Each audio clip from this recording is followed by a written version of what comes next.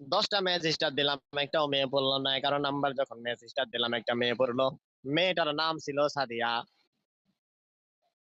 বাসা ছিল ব্রাহ্মণবাড়িয়া। বাবার কোটি কোটি টাকা, 4 তলা বাসা ছিল। ফোনে হাজার হাজার এমবি পরে থাকতো। হাজার হাজার টাকা সব সময় ফোনে থাকতো। বিকাশের মধ্যে হাজার হাজার টাকা থাকতো। এই মেয়ে আমার কইলো, ভাইয়া ডুও পার্টনার বানামো।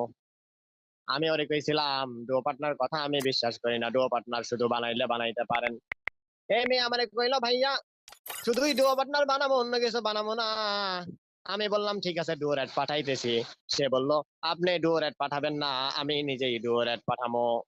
আমার কাছে হাজার হাজার ডায়মন্ড আছে। আমার ডুও বানাইলো। একদিন গেল, 2 দিন গেল, 3 দিন গেল, 5 দিনের বেলায় আমারে বললো, ভাই আপনাকে আমার অনেক ভালো লাগে, আপনার সাথে আমি রিলেশন করবো। আমি বললাম, আমার ফ্রেন্ড বারণ করছে, আমার ফ্রেন্ড বারণ করছে রিলেশন না করার জন্য। আমারে যখন বললো আমি আপনাকে পছন্দ করি, আমিও বললাম, কেন পছন্দ করেন? আমাকে বললো, আপনার কথা বলার স্টাইল, এক কথাই বলতে গেলে অনেক ভালো লাগছে, আমি আপনাকে ভালোবাসি, আমি আপনার সাথে রিলেশন করব। আমার ফ্রেন্ড আমার 100 বার করে কইছিল, বন্ধু রিলেশনে যাইস না, বন্ধুক তো টিকবে না।